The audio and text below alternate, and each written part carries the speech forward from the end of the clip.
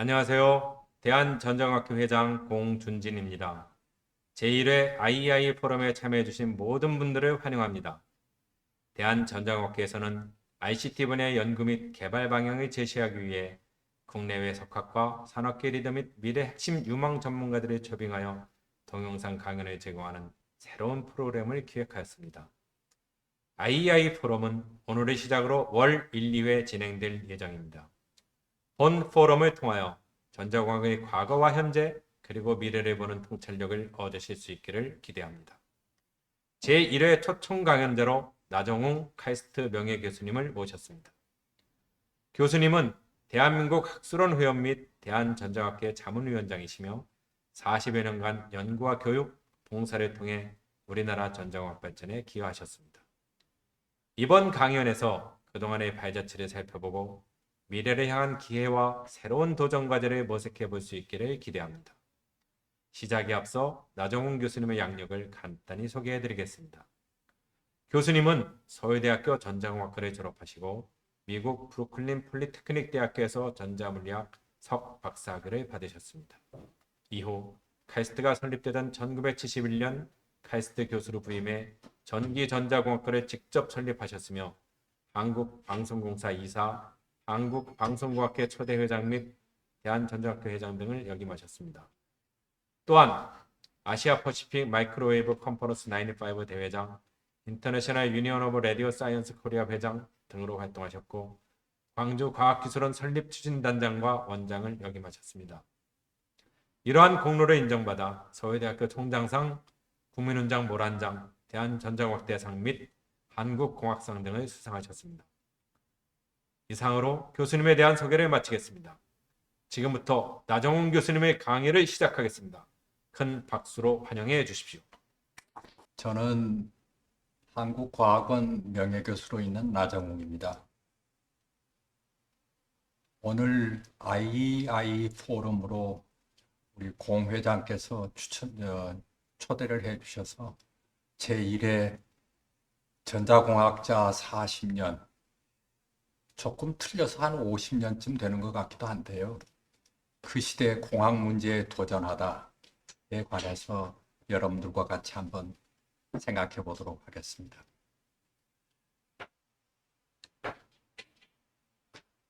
한국과학원 전기 및 전자공학과는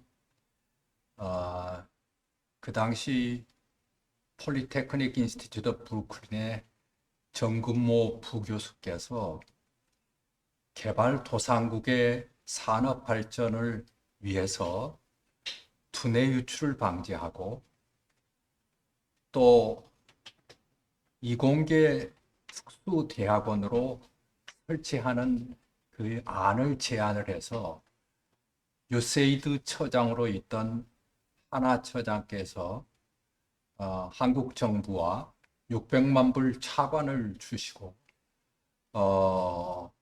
이러한 대학원을 설치하는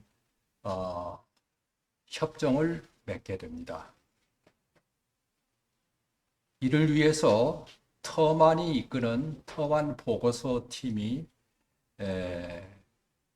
한국과학원 설치 가능성에 대해서 연구를 하고 그러면서 한편으로는 정부는 특별법을 제정하여서 1970년 12월 한국과학원 특별법이 공포가 되고 과학기술처 산하의 대학원으로 한국과학원으로 시작을 1971년 1월 이상수 원장이 임명되고 안동혁 이사장이 임명이 됐으며 박정희 그때 대통령께서 설립자가 되셔서 시작을 하였습니다. 저는 1971년 9월 와룡동에 있는 국립과학관 4층을 빌려서 사무실로 쓰던 과학원에 대우 교수로 부임하게 됐고 과학원 전기 및 전자공학과 편성에 관한 조사 연구에 참여하게 됩니다. 연구 책임자로 그 당시 키스트에 계셨던 박성배 박사가 책임자가 되고 정만영, 박정기, 이정한, 박규태 분들이 연구원이 되고 저는 과학원을 대표하는 간사로서 이 일종의 가능성 혹은 전자공학과의 설치 타당성에 대한 조사 연구를 하게 됐습니다.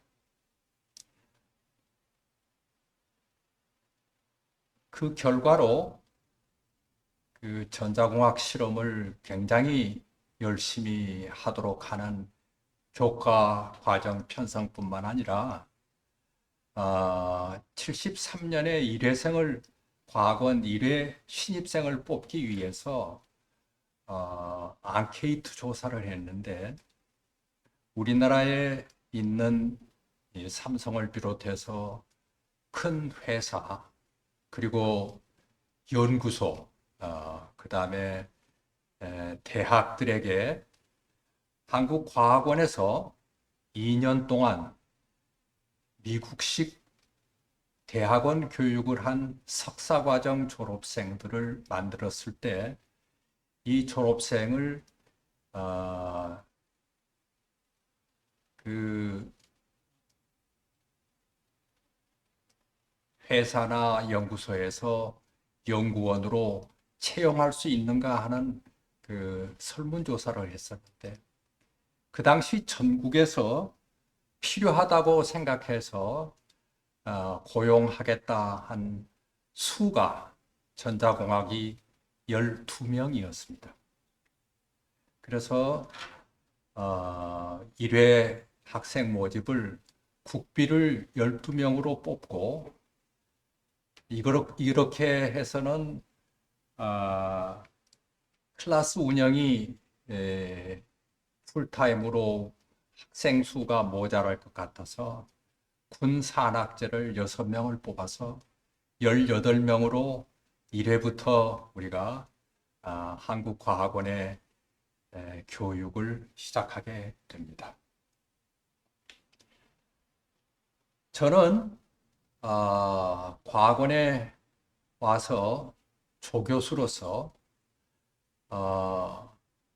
연구를 하고 교육을 하게 됐는데 오기 전에 폴리테크닉 인스티튜트 오브 브루클린에서 석사 학위와 박사 학위를 하였습니다. 두 연구한 그 논문의 내용을 잠깐 소개해 드리려고 하는데 첫 번째 석사학위 논문은 실험 논문이었습니다. 제가 이 PIB에서 리서치 펠로우십을 받아가지고 조금 늦게 도착했기 때문에 그때 모든 다른 펠로우들은 비교적 쉬운 문제들을 선택을 하게 됐는데 저는 마지막에 남은 좀 어려운 문제를 제가 선택한 게 아니고 하게 됐습니다. 그게 실험 과제였습니다. 그 실험 과제는 지금 이 사진에서 보여드리는 바와 마찬가지로 첫 번째 물탱크에 물파를 만들었습니다. 이 물파는 표면 장력에 의해서 만들어지는 파인데 파장이 한 13cm 되는데 이런 표면 장력 파에다가 랜덤 표면을 물파로 만들어서 이 표면에서 한 25GHz 그리고 55GHz 정도의 그 당시로는 정말 이 개발을 사용을 해가지고 호모다인 레이더를 꾸며서 이 레이더로 물파의 백스캐터링 그러니까 되반사된 파를 측정하는 과제를 시작을 했습니다. 이 문제는 나중에 이해했을 때 잠수함이 바닷속에서 움직일 때 바다 표면에 랜덤한 그러한 물파가 이루어졌을 때 그 잠수함을 찾기 위한 하나의 기술적인 연구였었습니다. 결과보다는 저는 그 당시에 어떻게 실험실 연구를 위해서 이러한 물파를 이 조그마한 탱크를 설계하고 스피커로서 그 끝에다가 쐐기 날을 붙여서 이걸 스피커 주파수, 스피커 입력 시로에 맞춰서 물파가 만들어지도록 이것을 만들고 또 여기에 50GHz 그 당시로는 완전히 개발품으로서 부품도 특별하게 개발에 사용되던 부품을 얻어가지고 레이더를 꾸몄는데 그 레이더를 조정하고 레이더 시스템을 구성을 하고 이게 이제 보면은 클라이스트론이라는 진공관으로 50GHz를 만들었는데 출력이 한 0.5mW 정도밖에 안 되고 주파수 스테빌리티는 아주 나빠서 많이 흔들리고 출력도 굉장히 많이 흔들리는 개발품이었습니다. 이걸 가지고 레이더 시스템을 만들려니까 이것을 조정을 하고 호모다인이라는 디텍션 시스템을 만들고 하는 그러한 그 원리를 배우게 됐죠. 그래서 한국에서는 전혀 실험을 해보지 못한 경험이었었는데 미국에서 처음으로 이 실험을 배우게 됩니다. 그 다음은 박사학위 논문이었는데 이건 굉장히 이론적인 논문이었습니다.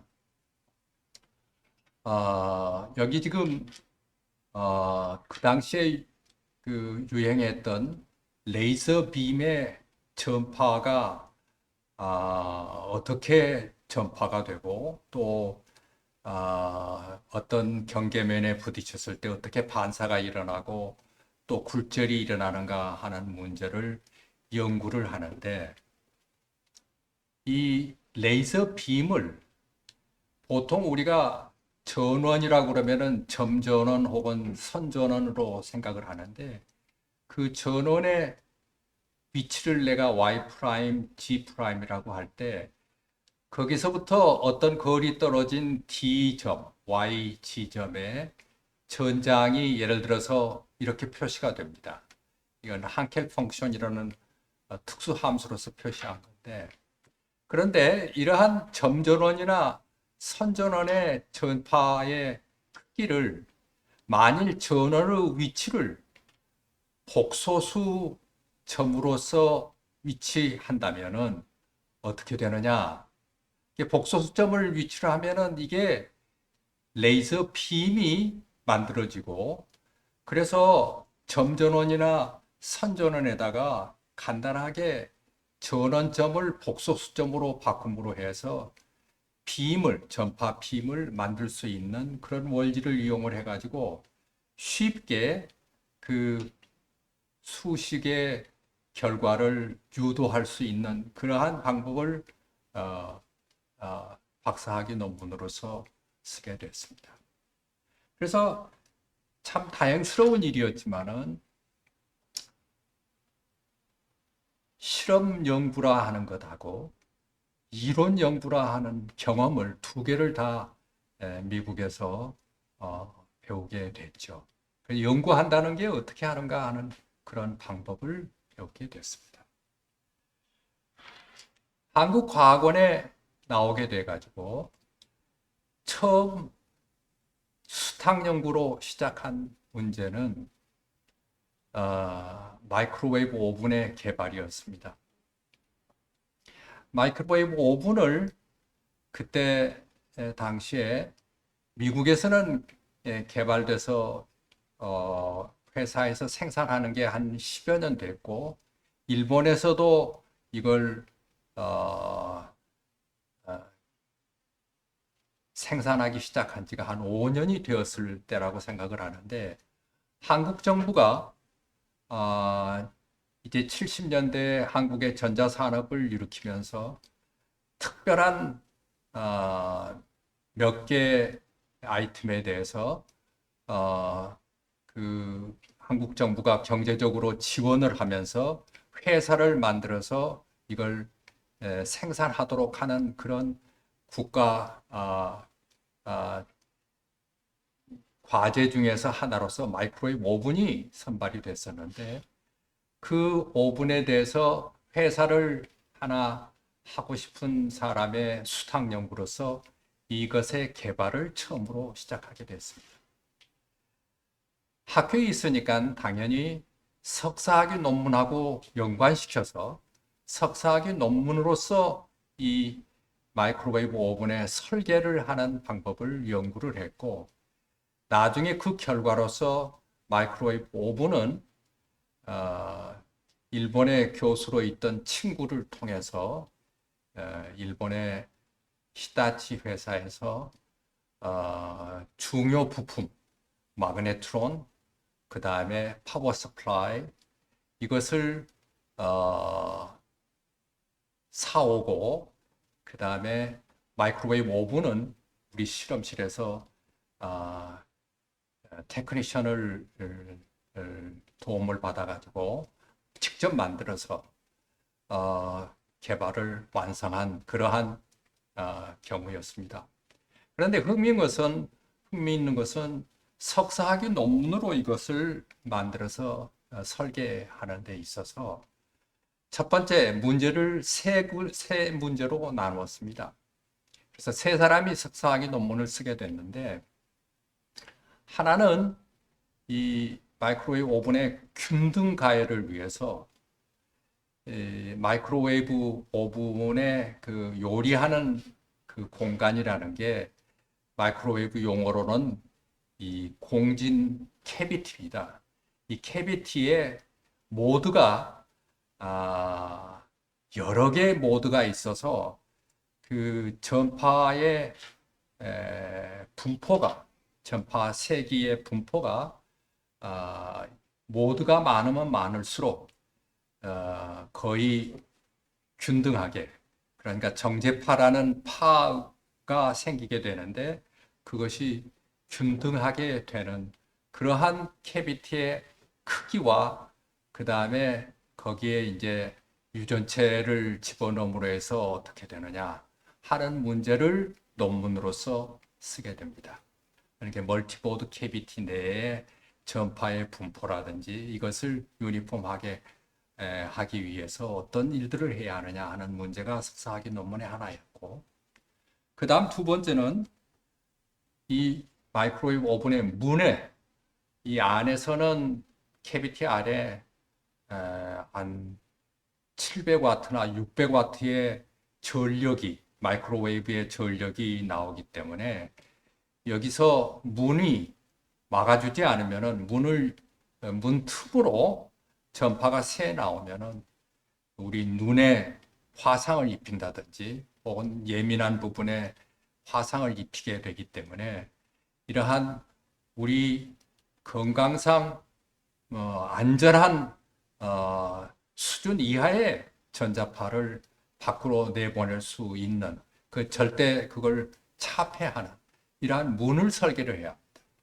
그런데 이 문의 설계라는 게 철판이 두 개가 붙어 있으면은 전파가 새어나가지 못하지만은 철판의 표면이라는 게 상당히 거칠어서 전파의 큰 세력의 전파가 그쪽에 부딪히면은 스파크가 일어나고 방전이 생기게 돼서 표면이 타게 됩니다.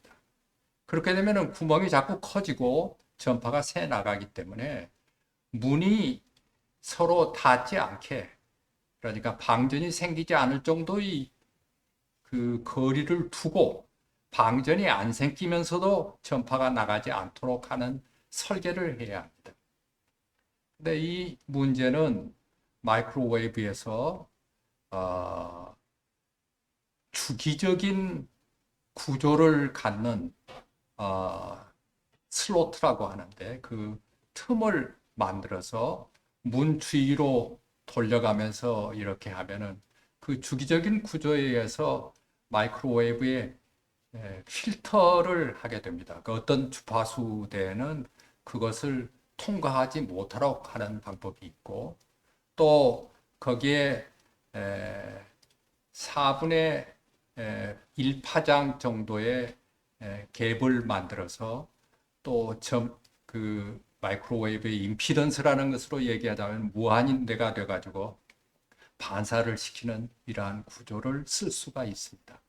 그래서 흡수체를 쓰지 않고 문의 저파 누설을 방지하도록 하는 그런 디자인을 두 번째 타픽으로 했고, 그 다음에는 이러한 그 600와트, 700와트의 출력을 내는 마그네트론을 동작시키기 위해서는 좀 값싸고 그 다음에 높은 전압, 그러니까 거의 3, 4kV DC 전압을 공급을 해야 하는데 이러한 파워 서플라이를 그 철공진 전원 회로로 값싸게 만드는 방법이 있어서 이러한 또 설계하는 문제.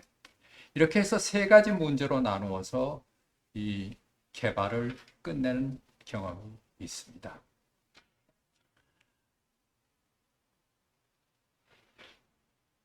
그 다음에 우연히 시기가 맞았겠지만 제2 땅굴이라는 DMZ 내에 땅굴 발견이 있었습니다. 이것은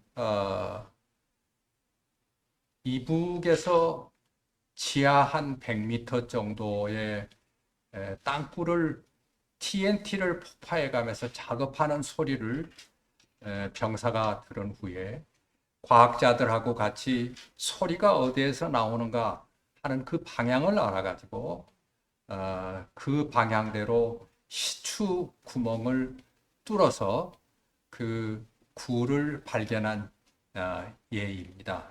그래서 이러한 제2 땅굴이 발견한 다음에 한 국방부에서 30여 명의 과학자들, 기술자들을 초청을 해가지고 이 땅굴을 시찰을 하고 이제부터는 이걸 발견을 했기 때문에 작업하는 소리가 들리지 않을 텐데 소리 나지 않는 땅굴을 발견할 수 있는 기술을 제안을 해달라 하는 그러한 현장 방문이었습니다. 그래서 이러한 요구에 대해서 저는 그때 이제 전자파를 전문하는 사람으로서 이 땅굴이 있는 데다가 전자파를 쏘이면은 그 뒤에 그늘이 생길 테니까 그 그늘을 간단하게 측정함으로 해서 그 그늘 특성으로부터 땅굴이 있는지 없는지 찾을 수가 있을 것이다. 그래서 이를 제안을 하고 군에서도 한번 이걸 해보자 해서 그때는 이러한 일을 지원하는 규모가 아주 작아가지고 얼마 돈으로서는 지원을 할 수가 없다. 그래서 그러면은 육군에서 쓰는 캐리어 터미널이라고 그 송수신 캐리어 무선 단말을 빌리고 그 다음에 거기에 사용하는 파워 서플라이를 또 빌리고 이렇게 해서 이것을 가지고 내가 케이블을 연결을 해서 안테나는 우리가 개발을 해가지고 이걸 붙여서 레이더 시스템을 만들어 가지고 이걸 가지고 그 그늘을 한번 측정해 보겠다 하고 제안을 해서 이걸 빌려 가지고 구성을 해서 전방에서 실제 현장에서 실험을 하게 됩니다. 그런데 모든 연구가 그렇습니다만 이 전방에 나가서 학생들하고 또 군인의 지원을 받아가지고 이것을 현장에서 실험을 할 때 한 1개월, 2개월 그 실험을 했는데 실패를 하게 됩니다. 측정은 했는데 결과가 우리가 기대한 대로 얻지를 못했죠. 그러나 그 이제 실패를 했지만은 그때 그 실패와는 원인은 우리가 알게 됐습니다. 어떤 원인이었냐? 저희가 생각할 때는 첫째, 그 땅굴이라는 데가 화강암을 화강암 그 뇌를 TNT로 폭발을 해서 그 구멍을 만드는 겁니다. 그래서 처음에 화강암이라는 것을 그 우리의 그 묘의 비석을 만드는 그런 돌인데, 그래서 그 비석 만드는 데 가서 사가지고 학교에서 실험을 했습니다. 전파가 얼마나 감쇄가 되는가. 그런데 아주 그 감쇄가 적어요. 그래서 우리는 거의 감쇄가 없을 걸로 생각을 하고 준비를 했었는데, 실제로 현장을 보니까 이 화강암이 있는 땅굴 분야는 지하수가 있어서 완전히 돌이 물로서 포화가 돼 있는 상태였습니다. 그래서 실제로 측정을 해보니까 전자파 감쇄가 상당히 컸습니다. 그 다음에 두 번째, 시추공이라는 개념을 우리는 몰랐었어요. 시추공 내에는 물이 차 있습니다. 지하수로 물이 차 있죠. 이 시추공이라는 게 한 직경이 그때는 한 6, 7cm, 나중에는 한 10cm 되는 구멍인데, 이걸 바위를 통해서 이 다이아몬드 칼로서 이걸 잘라가지고 구멍을 내는 겁니다. 나중에 실험할 때는 뭐 한 300m, 500m 깊이로 이게 시추공을 뚫게 되죠. 그런데 지하수에 의해서 시추공에 물이 다 차 있으니까 한 100m만 생각을 하더라도 100m면은 물 기압이 한 10m 되는 겁니다. 그러니까 그 안에 있는 케이블이고 안테나고 우리가 만들었지만은 물이 다 새 들어갑니다. 그러니까 전자파 복사는 전혀 일어나지 않고, 그러지만은 이제 그러한 실험을 어렵게 했었는데 실패를 하게 됩니다.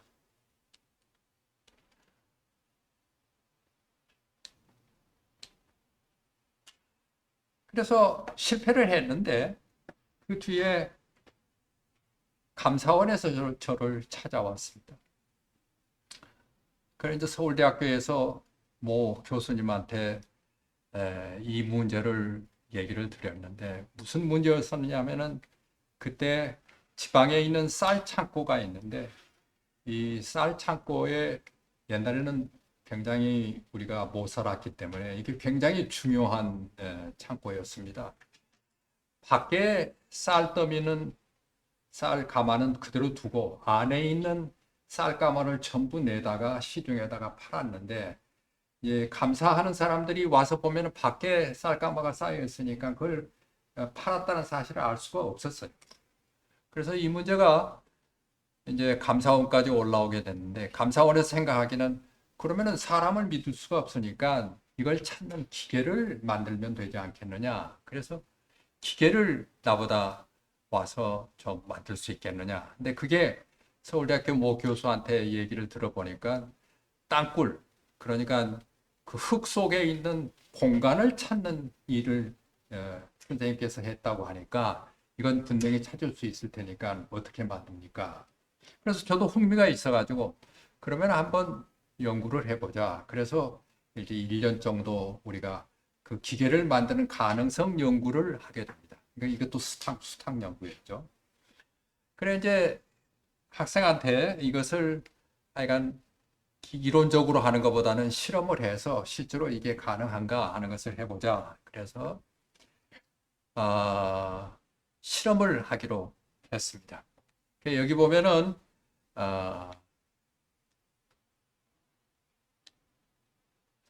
처음에 모르는데 어떻게 전파에 투명한 쌀 더미를 만드느냐 하는데, 화학과 선생님을 만나서 내가 그런 문제가 있는데 뭐가 좋겠느냐 하고 물어보니까 루사이트라 하는 게 있는데, 루사이트를 잘 붙이면은 아주 튼튼하고 전파는 완전히 거기는 투명하고, 하니까 좋을 거다. 그래서 그 루사이트를 붙여서 한 80cm 정도 되는 루사이트 직육면체 통을 만들고 그 안에다가 쌀을 채워가지고 그 공간을 만들어야 할 텐데 공간은 보통 우리 하수구에 쓰는 플라스틱 파이프가 있습니다. 그거 뭐 쉽게 사서 하는 건데 직경이 한 16cm 되는 이 파이프를 사가지고 학생으로 하여금 이 파이프에 하나를 넣거나 세 개, 네 개를 넣어서 공간을 변화시키면서 여기에서는 네트워크 아날라이저에다가 안테나를 만들어서 송신 안테나, 수신 안테나를 붙여서 이 공간을 찾을 수 있는가? 그 원하는 것은 그늘을 만들어 가지고 그늘을 측정하는 그런 실험을 시켰습니다. 근데 학생이 이걸 가져와 가지고 실험 결과를 열심히 해서 가져왔는데 그 가져온 그림이 바로 이 이게 그 플라스틱 파이프 중심이 되고 왼쪽 오른쪽으로 한 20cm 이렇게 가면서 측정을 했는데 이 횡축에는 지금 전파의 세기를 얘기하고 여기 안에는 뭐를 했냐면은 플라스틱 파이프를 하나도 넣지 않았을 때, 한 개를 넣었을 때, 두 개를 넣었을 때, 세 개를 넣었을 때, 네 개를 넣었을 때를 가지고 거기에 있는 그늘을 측정을 했습니다. 그런데 하나, 둘, 셋까지는 아주 좋은 그늘이 이렇게 플라스틱 파이프가 있는 세 개짜리가 있는 중간에는 아주 좋은 그늘이 생겼는데 네 개를 넣으니까 이게 이렇게 갑자기 그 플라스틱 파이프에 있는 경계면에서 굉장히 값이 0에 가까울 정도로 떨어지는 그늘이 생긴 겁니다. 그래서 이걸 가져왔는데 저는 교수로서 이것을 이해를 할 수가 없었어요. 그래서 학생한테 네가 뭔가 좀 잘못했을 거다 하고 보고서에는 이 그늘이 잘 생기는 것까지 넣어서 그늘을 우리가 측정할 수 있으면은 그 안에 공간을 찾을 수 있을 것이다 하고 보고를 했습니다. 참고로 위상도 측정을 하게 됐는데 그 위상은 여기서 보시듯이 그 경계면에서 한 180도의 위상차가 나게 됩니다. 그리고 나머지는 위상이 조금씩 변하는 정도가 나오게 됐죠. 그런데 이걸 이제 보고서를 내고 2년인가 후에 학술지 논문에 발표된 논문을 보니까 미국의 로렌스 리버모 그 원자탄이니 뭐니 이런 거 개발하는 그 연구소가 있는데 거기에서 논문을 발표했는데 아주 똑같은 이 캐비티에 의해서 회절된 이 패턴에 대해서 이 사람은 하나 더해서 모멘트 메소드를 써가지고 2차원적으로 컴퓨터를 써서 계산을 해서 이러한 회절 패턴이 나온다 하는 것을 발표를 했습니다. 그래 이걸 보고 내가 깜짝 놀랐죠. 그리고 이 사람은 그것을 이용을 해가지고 근데 그건 어떻게 해서 개발이 됐냐 하면은 원자폭탄을 지하 실험을 할 때 그 안에 큰 공간이 생기게 되는데 그것을 방사능에 맞지 않고 조사를 하는 방법으로 이걸 쓰기 위해서 개발을 했어요. 그 사람도 똑같이 스케일 다운 실험을 해서 이런 결과를 얻게 됐죠. 물론 그 사람은 소금물을 쓰고 나는 쌀을 썼을 그게 좀 차이가 있었지만은 그런데 우리는 계산을 하지 않았기 때문에 이제 논문으로 발표는 못했죠. 그래 그 뒤에 국가에서 그 안보 문제가 되고 해서 이 문제가 땅굴을 찾는 문제가 국가적인 문제로 대두되면서 과학기술처에서 이 문제에 대해서 한번 그러한 그 발견하는 능력이 있는 그 로렌스 리버모 팀을 초청을 해서 우리가 용역 사업으로 한 몇 개월 동안 이걸 운영을 했습니다. 그래서 제가 그 용역 사업을 맡아서 이제 하게 됐는데 초청을 해서 전방에 육사단인가 하는 데 가서 하기도 하고 몇 군데 탐사를 했는데 실패를 했습니다. 근데 그 실패하면서 우리가 본 게, 이 안테나가 영 부실하구나. 또 이런 것을 측정을 하려면은 트럭에다가 이것을 인티그레이트를 해가지고 그러한 환경에서 쓸 수 있게 만들어야겠다 하는 걸 배우게 됐고, 과기부는 그 당시에 저희들한테 수탁연구로서 이 장비를 개발하도록 그렇게 했습니다. 그래서 그 개발 과제로서 우리가 만들었던 게 이제 이건 그 후에 제사 땅굴을 발견한 다음에 육군본부에서 쓰기 위해서 이 장비를 한 번 더 개발을 해서 더 좋게 만든 하나의 장비의 시스템입니다. 이게 상당히 노하우가 많이 들어가 있는 장비라서 이 블록 다이어그램으로 설명을 드리고 그 여러 가지 실패했던 것들을 잠깐 말씀을 드리고자 합니다. 첫 번째 하나 여기 보시면은 시추공이 있고 이 시추공에 우리가 디자인해서 만든 안테나를 넣습니다. 이것도 물과 시추공의 임피던스 매칭을 해서 안테나가 전파 복사를 잘하도록 그러한 그 상황에서 설계를 제대로 맞춰서 한 겁니다. 땅굴이 있다면은 이 땅굴을 통해서 다른 시추공에 전파가 가게 되는데 이 시추공에 수신 리시버 안테나를 넣어서 여기서 측정을 하게 됩니다. 근데 이 전체 시스템은 뭐냐 하면은 하나의 네트워크 애널라이저를 리모틀리 사용할 수 있도록 한 확장된 시스템을 우리가 구성을 한 겁니다. 그래서 여기에 네트워크 애널라이저를 두게 되는데 이것은 상용으로 우리가 산 네트워크 애널라이저고 주파수는 우리가 사용했던 게 한 10메가에서 한 80메가 부분의 네트워크 애널라이저를 썼습니다. 그런데 문제는 여기에 있었습니다. 이 물이 들어가지 않게 이 모든 걸 만들어야 하고 여기 감쇄가 크다는 데 있었습니다. 이 감쇄가 지금 제가 여기 잘 보이질 않아서 잘 모르겠는데 첫째 프리스페이스 로스로서 한 50dB 그 다음에 이 손실 매질 물 화강암 때문에 한 12dB 그 다음에 이것의 공진 패턴, 널 패턴을 측정하려면 그게 한 40dB나 50dB에 떨어지는 양이 돼야 하기 때문에 다 합해서 100dB를 훨씬 집어넘는 그러니까 보통 송수신기의 개념으로는 도저히 그 널을 측정할 수 없는 그러한 범위가 있기 때문에 우리가 그걸 커버를 하기 위해서 지금 여기서 보면은 여기서 마이너스 160dBm 정도의 감도를 가지고 여기 나가는 파워가 한 200와트 정도의 RF 파워가 나가도록 했으니까 50dB에다가 160면 210dB의 다이나믹 레인지를 갖는 하나의 측정기를 우리가 만드는 겁니다. 어떤 측정기냐? 앰플리튜드하고 페이스를 다 측정할 수 있는 측정기입니다.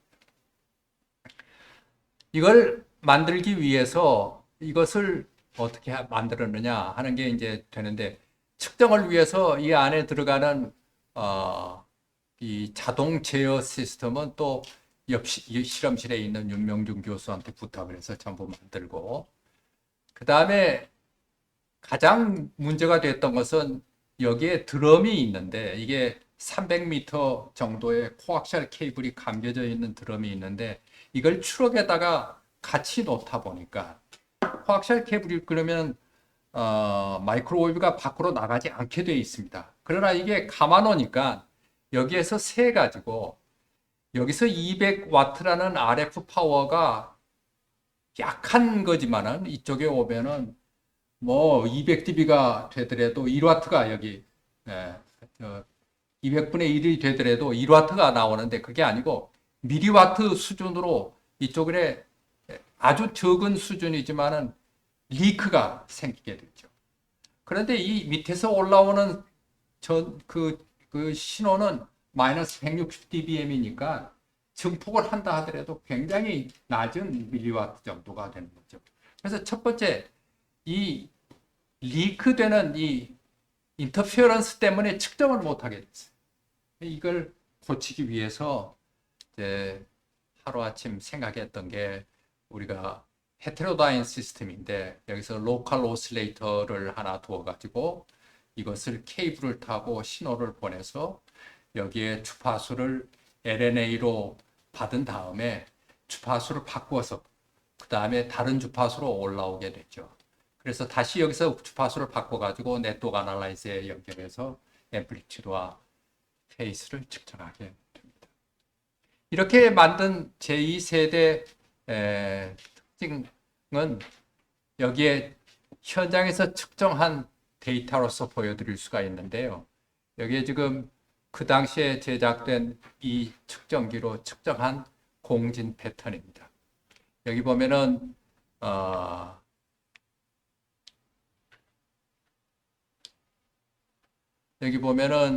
여기에 깊이가 있습니다. 이게 지하 55m부터 95m까지만 나누어서 해놨고요. 여기에는 측정한 앰플리튜드를 데시벨로서 표시했습니다. 그럼 보시면은 지층에 따라서 이게 감쇄가 이 주파수는 26MHz부터 60MHz까지 좀 표시하고 있는데요. 그러면은 여기 보면은 이 지층에 따라서 감쇄는 이렇게 나란히 가다가 땅굴이 있는 이 75m 정도 깊이 부근에서는 이 공진 패턴이 나타납니다. 그 전에 인터피어런스 패턴으로 조금 그 윙이 생기게 되지만은 여기에 공진 패턴이 26메가에서는 약간의 그늘이 생기지만은 한 60메가헤르츠에서는 이렇게 공진되는 이렇게 감쇄가 일어납니다. 이게 한 45dB 정도 감쇄가 되기 때문에 굉장히 잡음이 많이 생길 수 있는 지하 구조에서도 이 특색을 잘 측정할 수 있게 이렇게 된 겁니다. 그래서 그 특색을 찾아서 우리가 땅굴을 찾을 수가 있게 되는데 이렇게 해서 이런 그 제1세대 장비로 그 강원도의 양구에 있는 제4 땅굴을 발견하게 됩니다. 근데 이 장비의 데이터를 읽는데 특별한 이러한 이해가 있는 사람이 필요하게 되죠. 그래서 육군에서 원하는 것은 이걸 좀 그림으로 어떻게 볼 수 있는 방법이 없는가 하는 제안을 하게 됩니다. 그래서 거기에 동기가 돼가지고 저희가 이론적인 연구를 하게 됩니다. 그게 바로 인버스 스캐터링이라는 문제인데요. 여기 보시면은 예를 들어서 전파를 보내가지고 이러한 물체가 있을 때 이 물체에서 전파가 부딪혀서 산란이 일어나면은 이 산란파를 전부 측정을 하게 되면 이 산란파로부터 이 물체의 유전율 분포라든지 혹은 도전도 분포를 알 수 있겠느냐 하는 문제가 이 문제의 핵심입니다. 그럼 어떻게 해서 이 산란된 전파를 측정을 해가지고 이 물체의 구조, 모양을 알 수 있느냐 하는 문제를 우리가 시작을 하게 됩니다. 이 문제는 그 당시에 아주 어려운 문제로 문제점을 해결하지 못해서 그 학계에서는 어떻게 하느냐 하는 문제를 가지고 얘기를 하던 그런 문제였습니다.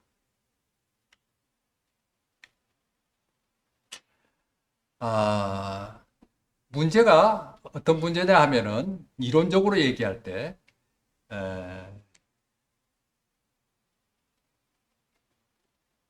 산란된 전파가 있으면은 그것은 들어오는 전파하고 그 다음에 물체에 의해서 만들어진 이 우리가 보통 얘기한테 디스플레이스먼트 커런트라고 그러는데 디스플레이스먼트 커런트에 의해서 산란이 일어난 전파의 합입니다. 그런데 이 문제가 이 산란파를 측정을 해서 여기에 유전율 분포를 거꾸로 아는 문제가 수학적으로는 가능한데 이 문제는 이 안에 또 전장이 있어가지고 모르는 전장이 있어가지고 난리니어 인티그랄 이퀘이션입니다. 그래서 이 비선형 적분 방정식을 풀어야만 풀 수 있는 문제이기 때문에 어려웠습니다. 그래서 이것을 가능한 풀기 쉬운 문제로 바꾸기 위해서 우리가 말하는 선형화를 합니다. 리니어리제이션을 하는데 그것의 한 방법으로는 이 전체 전파의 크기가 입사파와 같다. 그러니까 산란파는 굉장히 적어서 무시할 수 있다. 그러면은 여기 입사파를 집어넣으면은 리니어 문제가 돼가지고 풀 수 있는 문제가 됩니다. 이걸 우리가 본 어프락시메이션이라고 그러는데 우리가 이걸 좀 해봤어요. 그런데 이게 우리 문제에 대해서 적용할 수가 없는 게 우리 문제는 특히 산란체의 크기가 크고 그 다음에 산란체의 공기와 그 주변의 매질의 유전율이 큰 차이가 있어서 산란파가 큽니다. 그러니까 이걸 쓸 수가 없어요. 그 다음 문제로 우리가 한번 시도를 한 문제가 그래도 좀 성공적이었는데 그러면은 그 물체를 아주 작은 셀로 나누어서 그 물체 작은 셀 안에서는 그 전파의 크기가 세기가 상수다 이렇게 가정을 하면은 이 적분 방정식 밖으로 나오게 되고 나머지 적분은 이 그린 함수만 적분하게 되는데 이렇게 되면은 이 식이 이 산란파는 이 안에 있는 이것을 우리가 디스플레이스먼트 커런트라고도 하고 폴라리제이션 커런트라고 하기도 하는데 그 폴라리제이션 커런트를 곱한 이 그린 함수에다가 이런 그 매트릭스 폼으로 만들 수가 있는데 이렇게 되면은 이 디스플레이스먼트 커런트 혹은 폴라리제이션 커런트를 이걸 인버스를 해가지고 구한 다음에 이것을 점에 대해서 필드를 인스턴트 필드를 알기 때문에 폴라리제이션 커런트를 구한 다음에 이 유전율 분포를 구할 수 있다 하는 방법입니다. 이 점이 아주 우리가 처음 그 방법을 제안을 하게 돼가지고 이게 가능하다. 상당히 흥분을 했었죠. 그런데 여기에 다시 문제가 생기는 겁니다. 어떤 문제가 생기느냐? 이 측정하는 산란파에 오차가 조금이라도 들어가면 0.001%, 0.0001%만 들어가더라도 측정 오차라는 게 항상 있게 마련인데 그러면은 이 유전율 분포의 오차가 완전히 오차 속에 묻혀 들어갑니다. 이걸 우리가 어떤 수학적으로는 일포스트니스라고 그러는데 그러니까 문제를 잘못 정의했다 하는 얘기입니다. 일포스트니스. 그러면은 일포스트니스 때문에 이걸 도저히 구할 수가 없어요. 노이즈 때문에 안 되는 거예요. 그러면 이걸 어떻게 하느냐 하면은 레귤라리제이션이라는 하나의 평탄화시키는 방법을 쓰는데 그때까지 쓰는 방법으로는 어떤 방법이냐면 티코노프 방법이라고 그래서 매트릭스의 대각선 엘리멘트를 각각 키우는 그냥 적당히 키워가지고 이 매트릭스 인버스를 할 때 스테빌리티를 올리는 그러한 방법을 썼습니다.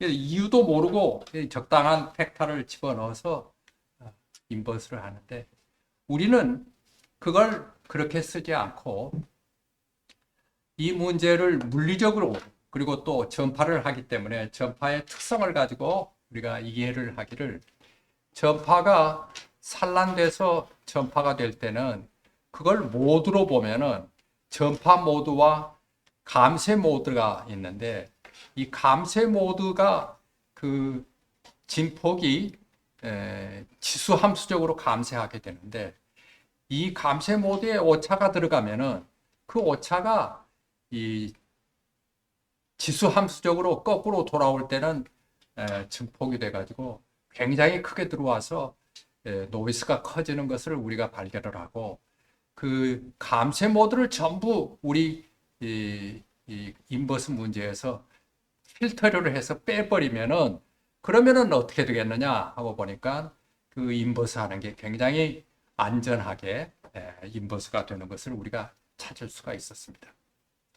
그래서 그 방법을 쓰고, 그 다음에 큰 물체를 인버스를 하기 위해서 이터러티브 인버전이라는 테크닉을 쓰는데, 이터러티브 인버전이라는 건 뭐냐 하면은 이 에, 에, 우리가 생각하는 측정한 이 산란파에서 계산한 산란파, 여기는 이제 유전율 분포를 마음대로 집어넣어서 계산하는 그 파를 빼가지고 자승을 해서 이것을 코스트 펑션으로 만들고 이것을 미니마이즈 하면은 여기에 유전율 분포를 구하게 되겠는데, 그러니까 이제 우리가 그 1포스니스를 빼버렸으니까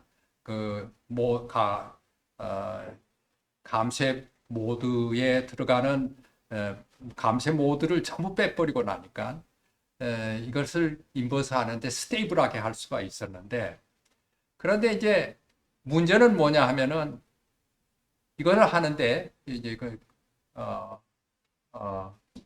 큰 오브젝트를 우리가 인버스를 하는 데 있어서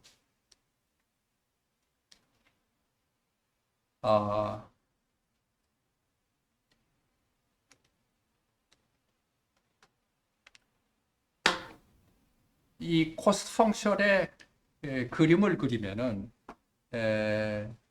이 최소가 되는 점으로 가기 위해서, 코스트 펑션이 최하가 되는 점으로 가기 위해서는 그 미니마이제이션 그 프로그램을 쓰게 되는데, 우리가 보통 스티피 디센트 메소드라고 해서 이 가장 작은 값으로 이렇게 수렴하는 그러한 방법을 쓰는데, 그 코스트 펑션에 로컬 미니멈이라는 게 있게 됩니다. 그래서 이제 어떤 부분마다 다른 미니멈들이 있는데, 이건 진짜 미니멈이 아니고 조그마한 로컬 미니멈이 돼가지고 글로 들어가는 겁니다.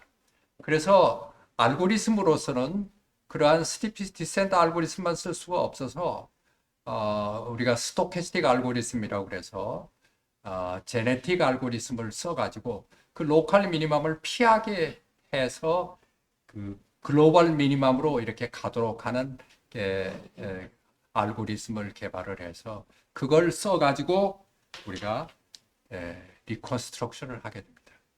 그래서 이건 지금 하나의 그러한 방법을 써서 한 리컨스트럭션인데, 이 크기가 한 1파장 정도 되는 이러한 것을 작게 나눠 가지고 그것을 리컨스트럭션을 했는데, 그 방법으로 여기에다가 오차를 한 10% 정도 가우시안 오차를 넣고, 그러니까 측정치에 오차가 들어갔다고 가정을 하고 그 다음에 이걸 리컨스트럭션을 했을 때 나온 결과입니다. 보시면은 이 상당히 아주 유니폼하게, 그래도 그럴듯하게 리컨스트럭션이 되는 것을 보실 수가 있습니다. 이것도 우리가 처음 만들어서 이게 이제 적용을 해가지고, 그래서 실제 땅굴 문제 가면은 여기에 측정을 해서, 그러니까 시추곡 1에서 송신을 하고 시추곡 2에서 데이터를 측정을 해가지고 그 측정한 값으로부터 만일 이게 아주 천천히 변한다면은 우리가 말하는 백 프로젝션 알고리즘, 보통 엑스레이 같은 것을 백 프로젝션해서 이메이징 하는 방법인데, 그렇게 쓴다면은 여기에 리컨스트럭션이 나오는데, 여기 보면은 그렇게 해서 구한 백 프로젝션으로 구한 유전율 분포와 그 다음에 도전도 분포가 있습니다. 그런데 이게 다른 데는 괜찮은데 이 땅굴이 있는 부근에는 좀 흔적이 나오긴 하는데 이게 굉장히 희미하게 나오죠. 그러니까 다른 데는 이러한 그 백 프로젝션을 해서 유전율 분포하고 도전도 분포의 토모그램을 만들 수가 있는데 다만 이 땅굴 부근에서는 저렇게 되니까 여기다가 이 이터러티브 멀티 파라미터 인버전을 써서 지금 여기 보면은 측정을 몇 개 하고 그것을 가지고 11개의 파라미터. 그러니까 그 측정한 데이터로부터 이터러티브 스킴을 써가지고 파라미터를 우리가 추출할 수가 있는데 아주 정확하게 나옵니다. 첫 번째 예를 들어서 보호홀의 거리라든지 보호홀의 크기라든지 아니 땅굴의 크기라든지 그 다음에 땅굴의 유전율, 도전도 그 땅굴 부근에 또 하나 만들어지는 이렇게 높은 부분에 대해서 도전율, 유전율 그 다음에 백그라운드 유전율 이렇게 해서 11개 정도 파라미터를 우리가 실제로 리컨스트럭트를 할 수가 있습니다. 굉장히 정확한 값을 나오게 되죠. 그렇게 해서 우리가 만든 것이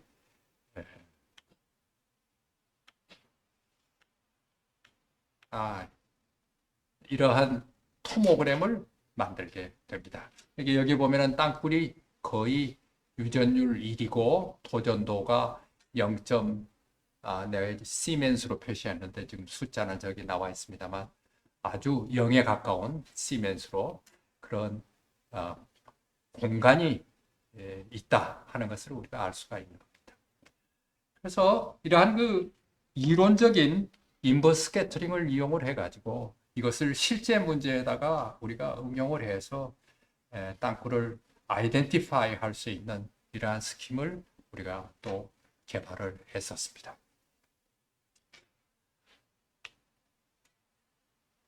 그 다음 문제로는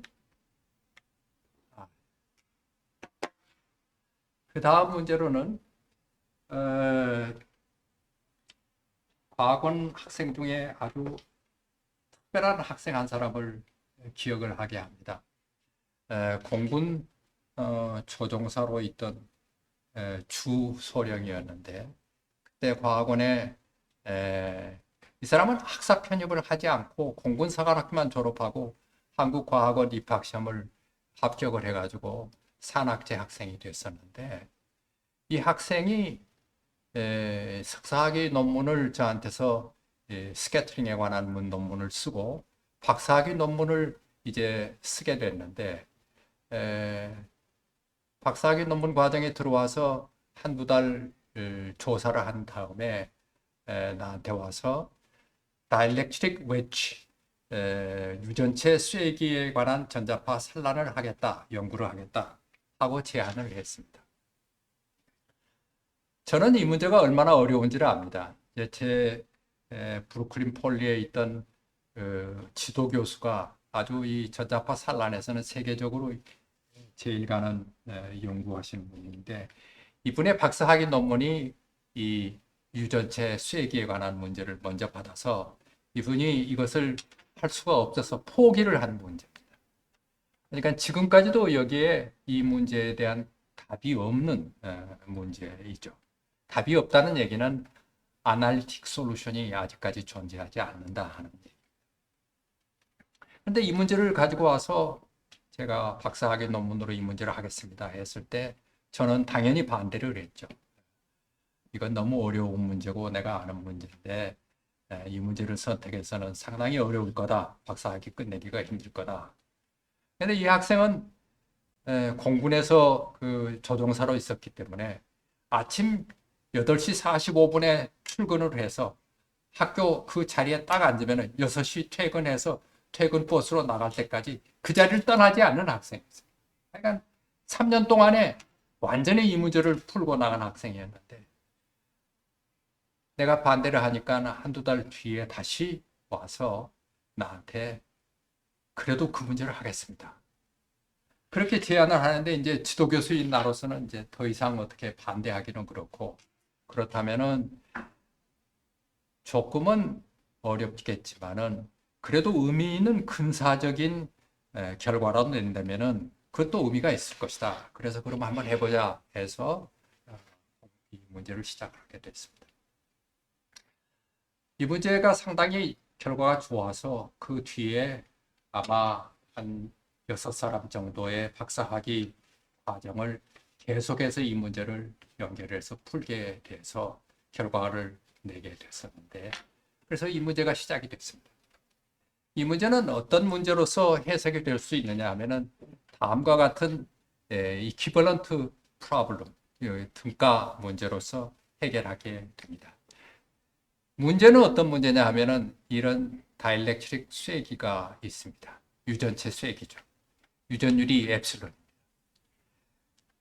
문제는 이게 직각 쇠기라고 해서 아주 간단한 형태의 쇠기인데, 여기에 공기 중에서 전파, 평면파가 들어올 때 이것에 부딪혀서 산란되는 전자파를 계산을 못합니다. 왜 계산을 못하냐 하면은 지금까지 우리가 이론적으로 저걸 우리가 엄밀한 해석이라고 그러는데, 리고러스 솔루션이라고 그러는데, 엄밀하게 해석하기 위해서는 바운다리 컨디션, 경계면 조건을 집어넣어서 수학적으로 헬름홀츠 이퀘이션을 풀어가지고 이것을 아날리틱 솔루션으로 얻는 것을 우리가 말하는 겁니다. 완전히 푼다는 것은. 그런데 경계 조건도 쉬워요. 여기에 전장이든지 자장의 탄젠셜 접선 성분이 연속이고, 그것의 노멀 데리바티브, 다시 말하자면 전장이나 자장 두 개의 탄젠셜 컴포넌트가 연속이라는 그런 경계 조건밖에 없고요. 평면파도 굉장히 쉬운 표현이고, 헬름홀츠 이퀘이션은 2차 미분, 편미분 방정식이고. 그런데 이 문제가 변수 분리라는 수학에서 쓰는 separation of variable 테크닉을 여기에 적용할 수가 없어요. 그래서 못 푸는 거예요. 지금까지도 못 푸는 거예요. 그런데 그 문제는 나중에 보면은 아시겠지만은 두 개의 이퀴벌런트 프로블럼을 바꿀 수가 있어요. 하나는 모든 전 공간이 공기로 차 있을 때 실제 공간 S1이라는 것과, 이쪽은 유전체 쇠기가 있던 공간이니까 가상 공간 S1이라는 S바라는 공간이고, 거기에 헬름홀츠 이퀘이션, 이 미디움 1의 헬름홀츠 이퀘이션을 만족하는 솔루션을 구해가지고, 그 구하는 방법은 이 경계면 위에 필드를 알면은 이것에 대한 필드를 구할 수가 있는데, 그건 우리가 보통 얘기하는 헬름홀츠 이퀘이션이라 키르코프 인티그랄이다 이렇게 얘기를 합니다.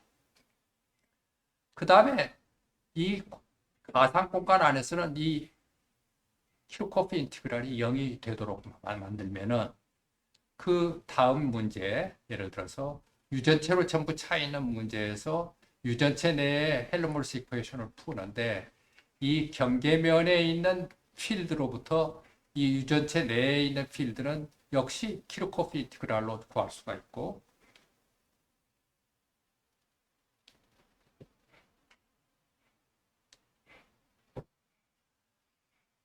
이 가상 공간 S바에서는 익스팅션 시어로 0이 되는 것을 만족한다 하는 그러한 이퀘이션을 구해가지고 이 둘을 합하면은 익스팅션 시어럼에 의해서 이 공간에서는 0이 되고 이 공간에서 다시 0이 되니까 둘 합한 게 원래의 솔루션이 되는 거죠. 그러나 이제 이 문제는 세퍼레이션 베리어블 같이 이렇게 써서 익색 솔루션을 우리가 알 수가 없기 때문에 처음에 우리가 가정한 우리가 보통 많이 쓰는 approximation 솔루션을 먼저 생각을 합니다. 어떤 approximation이냐면 기하광학이라는 approximation인데, 평면파가 이렇게 올 때 거기에 쇠기가 아니고 반 공간으로 되어 있는 이 평면 바운다리 위에 기하광학이 들어오면 거기에 반사가 일어나고 굴절이 일어납니다. 그 반사와 굴절은 우리가 정확하게 알죠. 그렇지만 쇠기가 있기 때문에 이건 가정한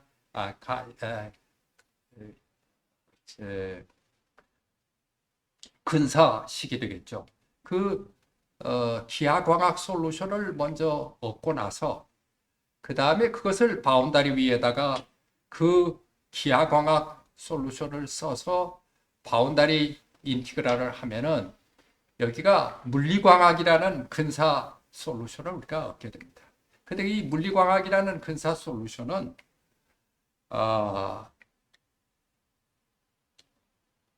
실제 공간에서는 기하광학 솔루션하고 그 다음에 이 유전체 쐐기 모서리에서 회절돼서 일어나는 회절파의 합으로 이렇게 표시를 할 수가 있습니다. 그런데 이 솔루션이 가상 공간에서는 어떻게 되느냐 하면은 회절파만 있게 돼요. 실제로 그 기하광학파는 없게 되죠. 그래서 여기에 있는 익스팅션 시오럼이라는 이 두 개의 이퀘이션에다가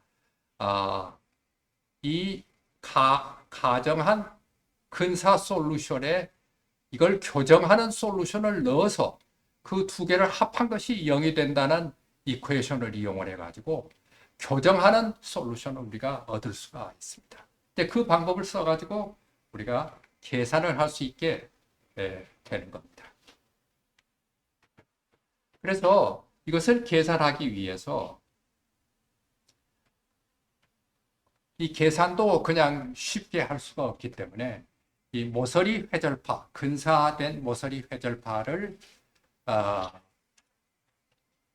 0으로 만들려면 없애줘야 하는데 그러한 소스를 모서리에다가 이런 다중 선전원을 넣어서 여기에 전개상수를 우리가 모른다고 하고 이 선전원에 의한 필드를 계산을 해가지고 그 다음에 그 교정을 하는 데 있어서 이 전개상수를 수치 계산으로 계산을 해서 교정을 하는 그런 방법. 그 다음에 경계면 위에다가 일종의 컴플리트 세트로 되어 있습니다만 완전한 노이만 세트라고 하는 이 베셀 펑션의 베셀 펑션의 무한 수열의 합으로 표시되는 경계면 전류를 가정을 하고 모르는 전개상수를 수치적 분적으로 구해가지고 교정을 한 우리가 결과를 얻음으로 해서 그때까지 지금까지도 그렇습니다만 이런 쐐기 이 문제가 왜 중요하냐면 예를 들어서 스텔스기라든지 이런 그 유전체로 둘러싸여 있어가지고 끝이 뾰족한 끝이 있을 때 여기에서 산란되는 전자파가 얼마나 되느냐 하는 계산을 정확하게 할 수 있는 방법이 없는데 이러한 방법을 씀으로써 이것을 가장 누메리컬리 정확하게 계산을 할 수가 있습니다. 그래서 그러한 것을 해보면은 예를 들어서 지금 여기에 어떻게 그 전개상수를 구하고 나머지 분야에서 그 값들을 구해서 모서리 회절파가 교정이 되는가, 그 물리광학에서 상당히 많은 양으로 교정이 하는가 하는 것을 보여줄 수가 있습니다. 그 다음 또 하나 흥미로운 이거 결과로서 얻었던 것은 이런 우리가 그 산란된 그 쐐기 유전체에서 산란에 있어서 이 모서리 부근에서의 필드가 어떻게 되느냐 하는 문제입니다. 이것은 학문적으로 지금도 그 아규먼트가 많아서 어떤 사람들은 이 다이나믹 솔루션하고 이 다행히 이 유전체 쐐기에 대한 정전장, 정자장 그러니까 DC 문제는 풀려져 있습니다. 그런데 다이나믹 문제, AC 문제가 풀려져 있지 않죠. 그래서 AC의 필드가 DC 필드로 가느냐, 안 가느냐 하는 문제가 항상 지금도 가끔가다 논의가 되는 그런 문제입니다. 그래서 우리가 그 아주 가까이 갈 때 이 필드를 정말로 다른 걸로 가는가 하는 것을 계산을 해서 정전 필드하고 아주 가깝게 간다 하는 것을 계산을 해서 보여주었습니다. 특히 여기에는 얼마나 한 거리에서 이것이 스태틱 필드로 가고 어떤 때 다이나믹 필드로 가느냐 하는 것을 계산할 건데 여기 보면은 파장으로 따져서 프리 스페이스 파장으로 따져서 10의 마이너스 2승 정도의 파장 떨어져 있다면은, 그래 100분의 1 파장 정도가 모서리에서 떨어져 있다면은 그때부터는 완전히 이 AC 다이나믹 필드 형태로 가고, 그 전에는 이 스태틱 형태의 무한대로 가는 필드로 간다는 것을 우리가 계산해서 보여줄 수가 있었습니다. 이 문제는 굉장히 이론적인 문제이지만은 이러한 이론적인 문제도 그 전자파라는 기본을 이해하는데 도움이 되고, 그렇게 함으로 해서 이것이 실제 문제를 푸는데 도움이 된다 하는 것을 우리가 생각할 수가 있는데, 앞에서 보여준 땅굴의 문제에서나 이러한 그 이론적인 문제에서나 우리가 썼던 방법은 어떤 방법이냐? 성공적으로 우리가 썼던 방법은 이 전파의 현상을 단순히 계산하는 것 혹은 수식으로만 처리를 하지 않고, 이것이 갖는 물리적인 그림이 어떤 거냐 하는 그 물리적인 그림을 이해를 하고 파악함으로 해서 다른 사람이 결과를 낼 수 없는 문제에 대해서 우리가 결과를 낼 수가 있었고, 실제로 토모그램 같은 것을 만들 수 있었다는 것을 보여드릴 수가 있었습니다. 사실 이러한 그 연구 문제든지 실제 공학 문제라 하는 것은 답이 하나가 있는 게 아니고 여러 개의 답이 있죠. 그러니까 그 상황에 맞도록 적절한 답을 찾는 게, 그게 우리가 원하는 바입니다. 그래서 저는 보기에 또 이러한 문제를 해결하기 위해서 장치를 만든다든지 측정을 한다든지 할 때 처음에 실패하는 것은 아주 당연사입니다. 실패를 하는 걸 두려워하지 않고 한번 정말 인내와 끈기를 가지고 부딪힌다면 이런 문제들을 충분히 우리가 해결할 수 있다. 저는 그렇게 생각을 합니다. 과학원에서 한 40년을 제가 교수로 있었기 때문에 이러한 연구하고 교육하는 것은 어떻게 보면은 사회에 대해서 공헌하는 거라고 생각을 합니다. 그런데 그런 과정에서 느끼는 것은 뭐든지 하나의 인연이 있는 것으로 생각이 됩니다. 제가 처음 한국에 나와서 방송 문제에 대해서 기술적인 문제를 KBS를 도와서 푼 경우가 있었습니다. 난시청 해결 문제라든지 이북에서 내려오는 전파에 어떻게 조치를 해야 하느냐는 문제들이 좀 있었죠. 그래서 그게 계기가 돼가지고 방송 기술자에 대해서 강의를 한 10여 년 했었습니다. 근데 그게 인연이 돼가지고 KBS의 방송장관, KBS 이사, 그리고 방송위원회 위원, 그리고 방송공학회 초대 회장, 이런 것들을 우리가 하게 되죠. 인연 없이 아무것도 없이 그냥 이렇게 되는 게 아니라 하는 생각을 갖게 합니다. 또 제가 한 일 중에 하나는 일본하고 학회를 만들고 거기에 발표를 하는 한일 학술회의를 많이 주도를 했습니다. 그렇게 하다가 국제 아시아 패시픽 마이크로웨이브 컨퍼런스라 하는 학회를 제가 일반 회장으로서 95년에 갖게 됩니다. 근데 이게 인연이 돼가지고 IEEE MTTS의 에드콤 멤버, 그러니까 이사라는 거죠. 어드미니스트레이티브 커미티 멤버가 됩니다. 그래서 이제 국제적으로 활동을 하는데 저 자신 큰 도움이 되었던 일이 있습니다. 제 고향은 광주입니다. 근데 광주과학기술원이라 하는 것을 광주에서 5.18 문제 후에 5.18의 여러 가지 피해를 복구하는 의미에서 그 지역에서 대학원을 하나 한국과학원 같은 대학원을 만들어주면 좋겠다 하는 그 사회적인 요구가 있었습니다. 그래서 그때 그 설립추진위원회라는 걸 만들고 거기에 추진단장으로서 제가 역할을 했습니다. 그 인연으로 광주과학기술원을 처음에 법도 만들고 또 그 부지도 확보하고 예산도 따고 하던 추진단장을 거쳐서 3대 원장을 하게 됩니다. 근데 저것도 인연이죠. 또 하나 생각해 보면은 내가 여러 국내 활동을 하게 됐죠. 학회 활동을 많이 했습니다. 전자공학회, 에, 방송공학회, 응용수학회,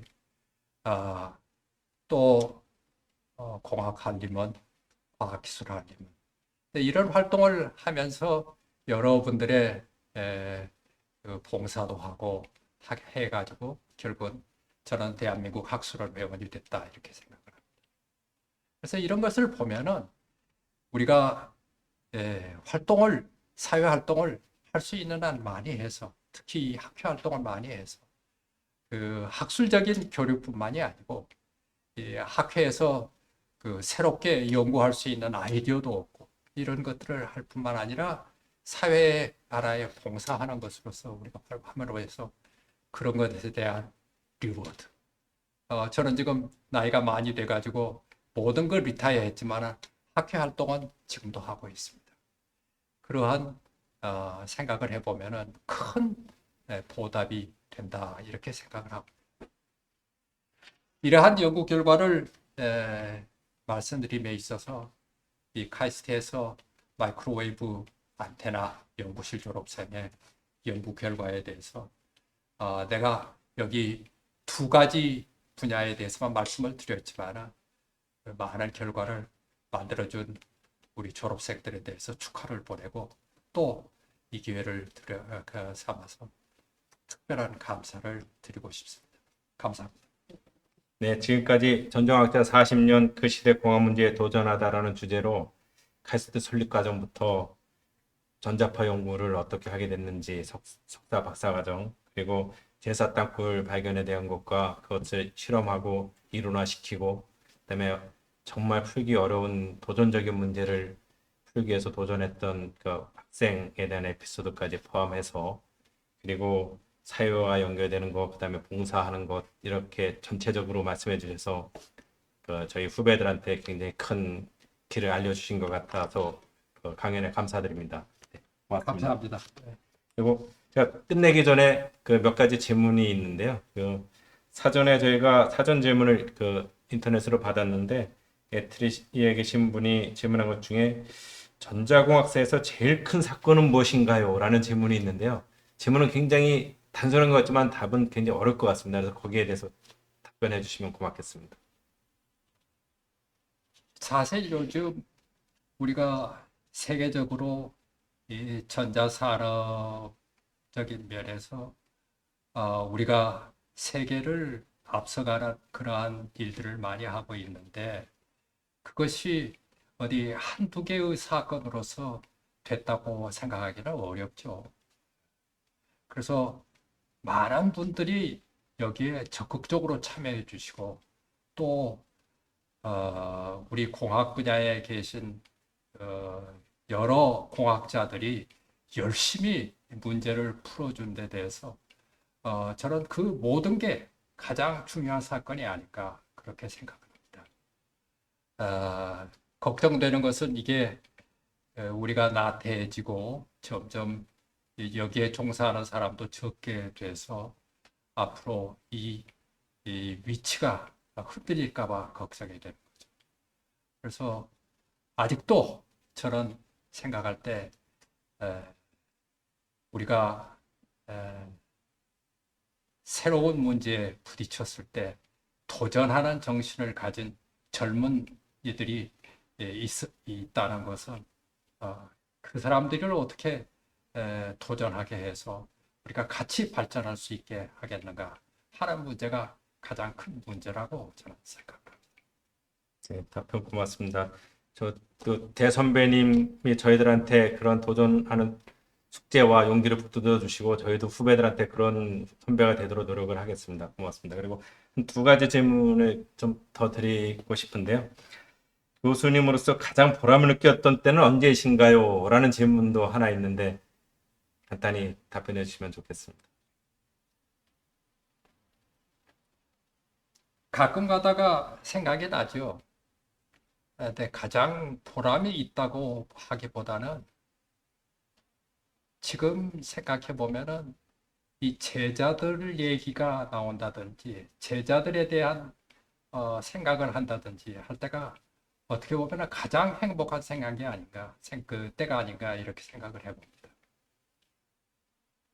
네, 아마 제자나 후배들 입장에서도 그러한 위대한 분들을 선배로 모시고 스승으로 모셨다는 것에 대해서 굉장히 기뻐하고 보람을 느낄 것 같습니다. 고맙습니다. 그리고 좀 제가 듣고 싶은 얘기기도 하고 제가 화두로 가지고 있고 숙제인 거라고 생각도 드는데 산업계와 학계, 연구소, 즉 산학연에서 아카데미, 즉 학계의 역할은 무엇인지 나아갈 방향이 어떻게 될지에 대해서 그러니까 40년 이상을 전자공학자로서 살아오신 그런 입장에서 한번 한 말씀만 해주시면 좋겠습니다.